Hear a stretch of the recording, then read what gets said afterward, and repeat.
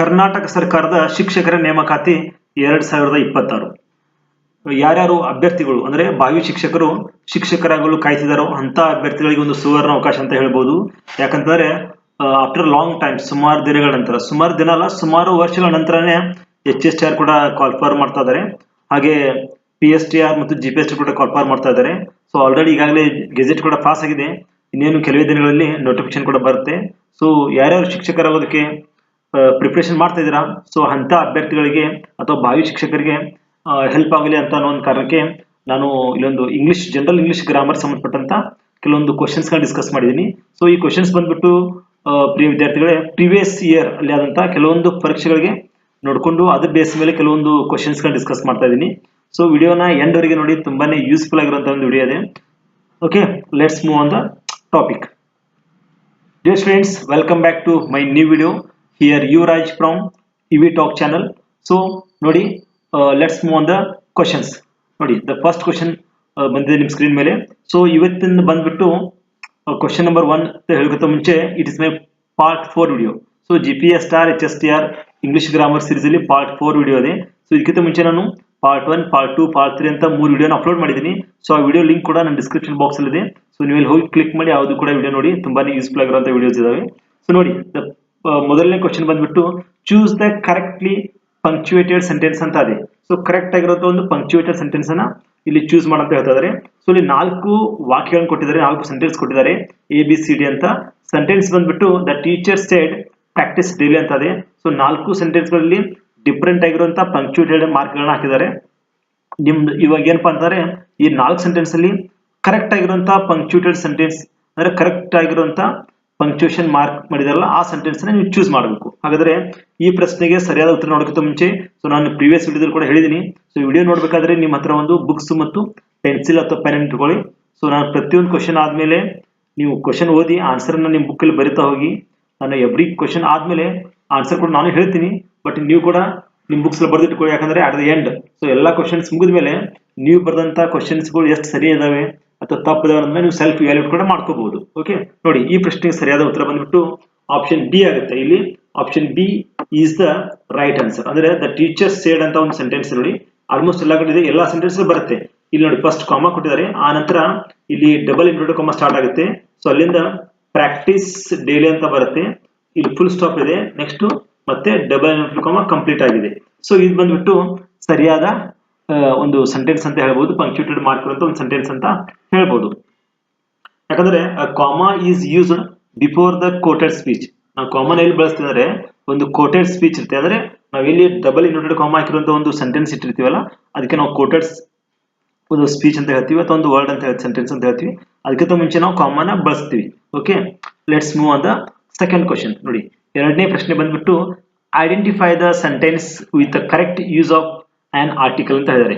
So proper ಆಗಿರುವಂತ an article ಅನ್ನು ನಾವು ಎಲ್ಲಿ ಬಳಸಬೇಕಂತ ನೋಡಿ. Option A, he is an European citizen. Option B, she bought an umbrella. Option C, he is a university professor. Option D, she is an one eyed woman ಅಂತ. So identify the sentence with correct use of an article.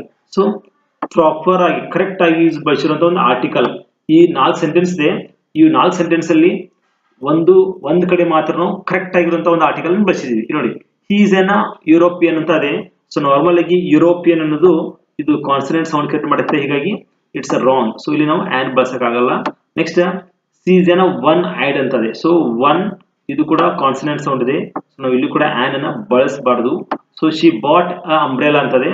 So umbrella ಅನ್ನೋದು vowel sound ಇದೆ, ಇಲ್ಲಿ ಕೂಡ ನಾವು A ಬಳಸಬಾರ್ದು, on ಬಳಸಬೇಕಾಗುತ್ತೆ ವಿದ್ಯಾರ್ಥಿಗಳು. ಹಾಗಾದ್ರೆ ಈ ಪ್ರಶ್ನೆಗೆ ಸರಿಯಾದ ಉತ್ತರ ಬಂದ್ಬಿಟ್ಟು ಆಪ್ಷನ್ ಸಿ ಆಗುತ್ತೆ, ಹಿ ಈಸ್ ಅ ಯೂನಿವರ್ಸಿಟಿ ಪ್ರೊಫೆಸರ್. ಯಾಕಂದ್ರೆ ಇಲ್ಲಿ ಯೂನಿವರ್ಸಿಟಿ ಅನ್ನೋದು ಕಾನ್ಸನೆಂಟ್ ಸೌಂಡ್ ಕ್ರಿಯೇಟ್ ಮಾಡುತ್ತೆ. ಇಲ್ಲಿ ನಿಮ್ಗೆ ಗೊತ್ತಿರೋ ಹಾಗೆ before the vowel sound you have to use the an article.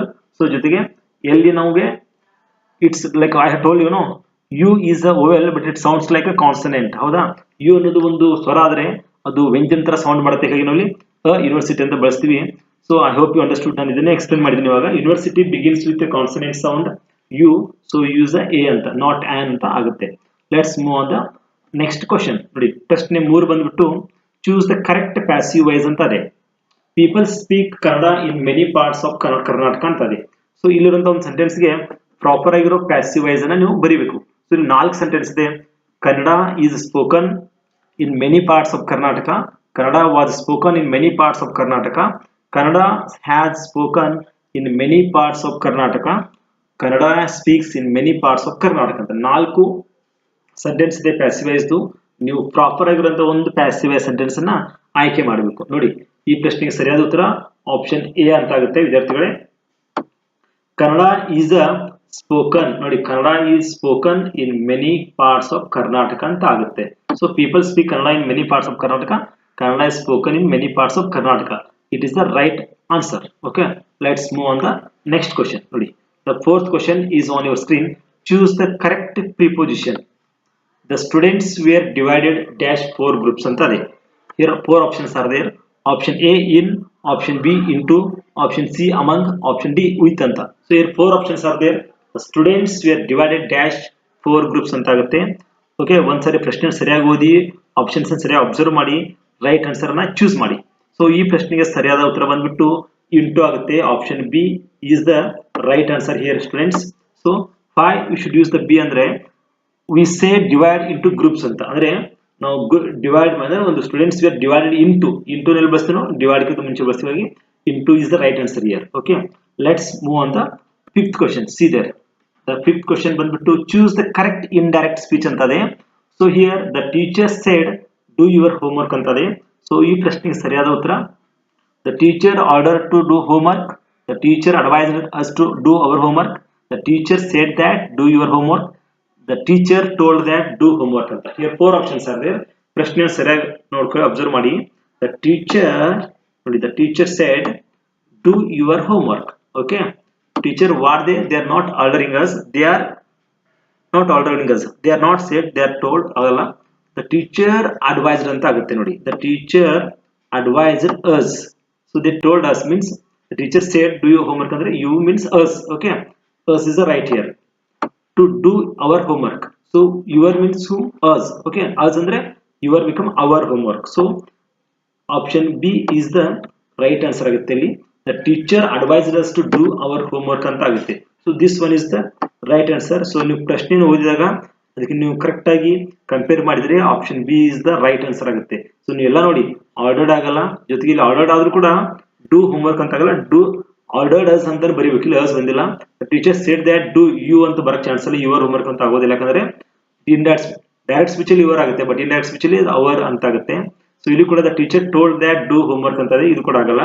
ಹೀಗಾಗಿ option B is the right answer. Okay students, I hope you understood. So ಜೊತೆಗೆ ನಾನು ಇವಿ ಟಾಕ್ ಯೂಟ್ಯೂಬ್ ಚಾನಲ್ ಅಲ್ಲಿ already more than 375 plus English grammar video ಇದೆ.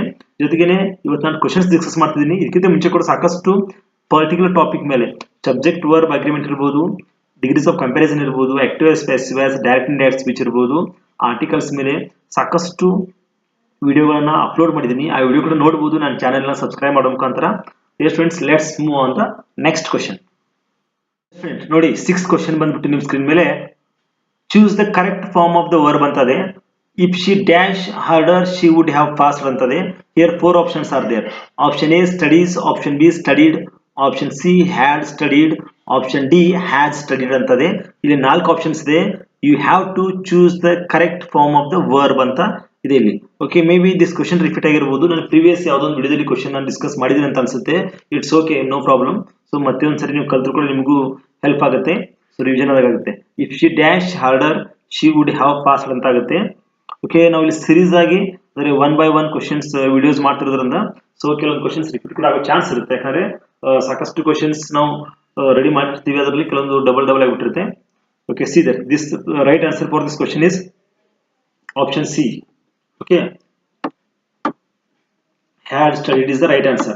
If she had studied harder she would have passed. Okay, let's move on the this is the third conditional in the sentence. ಹೀಗಾಗಿ past unreal conditional ಬರುತ್ತೆ. Okay, let's move on the 7th question. ನೋಡಿ question number 7, identify the adverb in the sentence. ಈ sentence ಇರುವಂತ ಒಂದು adverb ಅನ್ನ ನೀವು ಇಲ್ಲಿ identify ಮಾಡಬೇಕಾಗುತ್ತೆ. she completed the project remarkably well ಅಂತ ಇದೆ. so here are the options: completed, project, remarkably she ಅಂತ. ಸೊ ಕ್ವಶನ್ ಅನ್ನು ಓದಿ ಐಡೆಂಟಿಫೈ ದ ಅಡ್ವರ್ಬ್ ಅಂತ ಹೇಳಿದ್ದಾರೆ.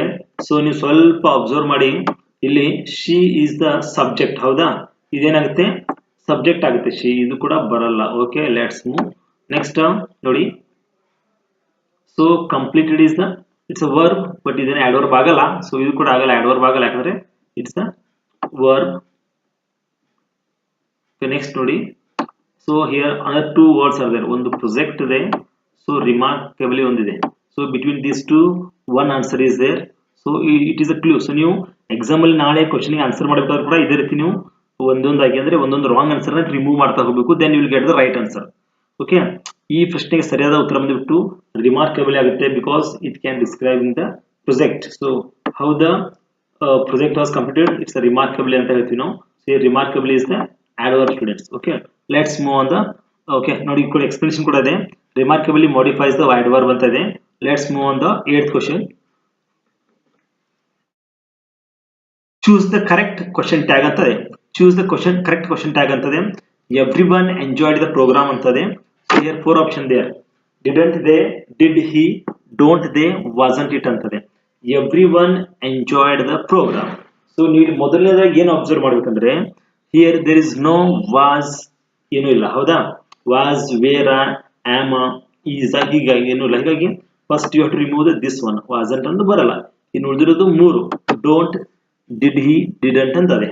ಸೊ ಪ್ರಶ್ನೆಯನ್ನು ಸರಿಯಾಗಿ ಅಬ್ಸರ್ವ್ ಮಾಡಿ. ಎವ್ರಿ ಒನ್ ಎಂಜಾಯ್ಡ್ ಅಂತದೆ. Enjoyed indicates the past tense, ಹೌದಾ. ಹಾಗಾದ್ರೆ ನಾವೇನ್ ಮಾಡ್ಬೇಕು, ಇಲ್ಲಿ ಡೋಂಟ್ ಕೂಡ ಬರಲ್ಲ. ಡೋಂಟ್ ಟು ಪ್ರೆಸೆಂಟ್ ಟೆನ್ಸ್ ಅನ್ನ ಇಂಡಿಕೇಟ್ ಮಾಡ್ತದೆ. ಸೊ ಒನ್ಲಿ 2 ಆನ್ಸರ್ ಉಳಿದಿಲ್ಲ, ಡಿಡಂಟ್ ದೇ ಮತ್ತು ಡಿಡ್ ಹಿ ಅಂತ 2 ಉಳಿದಿದ್ದಾವೆ. ಸೊ ಇಲ್ಲಿ ಸ್ವಲ್ಪ ನೋಡಿ, ಎವ್ರಿ ಒನ್ ಅಂತ ಇದೆ, it is not the each of ಅಂತಲ್ಲ, ಎವ್ರಿ ಒನ್ ಅಂತ ಇದೆ. ಎವ್ರಿ ಒನ್ ಮೀನ್ಸ್ ಬಹಳ ಚೆನ್ನಾಗಿದ್ದಾರೆ, ಹೀಗಾಗಿ ಇಲ್ಲಿ ಹಿ ಬರಲ್ಲ. ನಾವೇನ್ ಮಾಡ್ಬೇಕಾಗುತ್ತೆ, ಬಹಳ ಅಂದ್ರೆ ದೇ ಬಳಸಬೇಕಾಗುತ್ತೆ. ಸೊ ಇಲ್ಲಿ here did he also wrong. The right answer is didn't they ಅಂತ ಆಗುತ್ತೆ. The right answer for this question is didn't they, option A. So ಯಾಕಂದ್ರೆ everyone takes the plural form there in question tags ಅಂತ. So ಹೀಗಾಗಿ ದೇನ ಇಲ್ಲಿ ಬಳಸಬೇಕು. ನಾನು ಅವಾಗಲೇ ಹೇಳಿದಾಗೆ, ನೀವು ಪ್ರತಿಯೊಂದು ಪ್ರಶ್ನೆಗೆ ಆನ್ಸರ್ ಮಾಡೋಕ್ಕಿಂತ ಮುಂಚೆ ಕ್ವಶನ್ ಅನ್ನ ಸರಿಯಾಗಿ ಓದಿ, ಆಪ್ಷನ್ಸ್ ಅನ್ನ ಅಬ್ಸರ್ವ್ ಮಾಡಿ, ನಿಮಗೆ ಗೊತ್ತಿರೋ ಹಾಗೆ ಮೊದಲನೇದಾಗಿ ಯಾವ್ದು ರಾಂಗ್ ಆನ್ಸರ್ ಇದೆಯಲ್ಲ ಅದನ್ನ ರಿಮೂವ್ ಮಾಡ್ತಾ ಹೋಗಿ, then finally you get the right answer. Okay, you don't, ನೀವು ಸಡನ್ ಆಗಿ ಒಂದೇ ರೈಟ್ ಆನ್ಸರ್ ಚೂಸ್ ಮಾಡಕ್ ಹೋದ್ರೆ maybe some time wrong answer ಬರೋ ಚಾನ್ಸ್ ಇರುತ್ತೆ. ಹೀಗಾಗಿ ರಾಂಗ್ ಆನ್ಸರ್ಗಳನ್ನ ಫಸ್ಟ್ ರಿಮೂವ್ ಮಾಡ್ತಾ ಹೋಗಿ. Let's move on the 9th question. See there, the 9th question is like that. Choose the correctly spelled word antade. So here 4 words are there. Among these 4 you have to choose the correctly spelled word. So 4 ಶಬ್ದಗಳಿವೆ, ಇದರಲ್ಲಿ ಒಂದು ಸರಿಯಾದ spelling ಇರುವಂತ ಒಂದು ಶಬ್ದನ ನೀವು ಆಯ್ಕೆ ಮಾಡಬೇಕು. Privileged ಅಂತ ಇದೆ, ಸೊ ಪ್ರಿವಿಲೇಜ್ಡ್ ಅಂತ ಇದೆ. ಓಕೆ, ಇಲ್ಲಿರುವಂತದ್ದು 4 ಶಬ್ದ ಇದೆ, ಇದರಲ್ಲಿ ಒಂದು ಶಬ್ದ ನೀವು ಆಯ್ಕೆ ಮಾಡಬೇಕು, ಯಾವುದು ಸರಿಯಾಗಿರುವಂತ ಸ್ಪೆಲ್ ಇದೆ ಅಂತ. So right answer for this question is privilege ಅಂತ ಬರುತ್ತೆ. So option B is the right answer. Privilege is the right answer. Okay, it's a 9th question. Let's move on the last question. 10th question is on your screen. Choose the correct conjunction ಅಂತದೆ. He was tired dash he continued working ಅಂತದೆ, dear students. So here options are there, because, although, yet, unless ಅಂತ 4 options ಇದಾವೆ. So ಈ question ಬಂದ್ಬಿಟ್ಟು about conjunction ಮೇಲೆ ಇರುವಂತ ಒಂದು ಪ್ರಶ್ನೆ ಇದು. So ಇಲ್ಲಿ ನೀವು ಪ್ರಾಪರ್ ಆಗಿರುವಂತ ಕಂಜಂಕ್ಷನ್ ಅನ್ನು ಚೂಸ್ ಮಾಡಬೇಕು. He was tired dash he continued working ಅಂತದೆ. ಸೊ ಇಲ್ಲಿರುವಂತ ಒಂದು ರೈಟ್ ಆನ್ಸರ್ ಬಂದ್ಬಿಟ್ಟು ಯಟ್ ಅಂತ ಆಗುತ್ತೆ. He was tired yet he continued working ಅಂತದೆ. Option C is the right answer students. I hope you understood. So in case dear students, ನಿಮ್ಗೆ ಏನೇ doubt ಇದ್ರು ಕೂಡ you can ask me on the comment box ಅಲ್ಲಿ ಕೇಳಿ. ಜೊತೆಗೆ ನಿಮ್ಗೆ ಯಾವ್ದಾದ್ರು ಒಂದೇ ಪರ್ಟಿಕ್ಯುಲರ್ ಟಾಪಿಕ್ ಮೇಲೆ, ನಾನು ಇವತ್ತು ಎಲ್ಲ ಟಾಪಿಕ್ ಗಳನ್ನ ಮಿಕ್ಸ್ ಮಾಡಿ ಕ್ವಶನ್ಸ್ ಗಳನ್ನ ಮಾಡಿ ನಿಮ್ಗೆ ಡಿಸ್ಕಸ್ ಮಾಡ್ತಾ ಇದೀನಿ. ಇಲ್ಲ ನಿಮ್ಗೆ ಯಾವ್ದಾದ್ರು ಒಂದೇ ಪರ್ಟಿಕ್ಯುಲರ್ ಟಾಪಿಕ್ ಮೇಲೆ ವಿಡಿಯೋ ಬೇಕಂದ್ರೆ ಕೂಡ ಕಮೆಂಟ್ ಬಾಕ್ಸ್ ಅಲ್ಲಿ ಹೇಳಿ. ಡೆಫಿನೆಟ್ಲಿ ಆ ಟಾಪಿಕ್ ಮೇಲೆ ಕೂಡ ನಾನು ವಿಡಿಯೋ ಮಾಡ್ತೀನಿ, ಯಾಕಂದ್ರೆ ಆಲ್ರೆಡಿ ಸಾಕಷ್ಟು ವಿಡಿಯೋಸ್ ಇದೆ, ಅಲ್ಲಿ ಕೂಡ ನೀವು ನೋಡಬಹುದು. ಸೊ ಇನ್ ಕೇಸ್ ಹೊಸದಾಗಿ ಬೇಕಂದ್ರೆ ಮತ್ತೊಂದು ಹೊಸ ವಿಡಿಯೋನ ಅಪ್ಲೋಡ್ ಮಾಡ್ತೀನಿ. ಡಿಯರ್ ಸ್ಟೂಡೆಂಟ್ಸ್, ಶೇರ್ ಈ ವಿಡಿಯೋನ ನಿಮ್ಮ ಫ್ರೆಂಡ್ಸ್ ಕೂಡ ಶೇರ್ ಮಾಡಿ, ತುಂಬಾ ಯೂಸ್ಫುಲ್ ಆಗಿರುವಂತ ವಿಡಿಯೋ ಇದೆ. ಜೊತೆಗೆ don't forget to subscribe my EV Talk YouTube channel, and thank you so much for watching my video.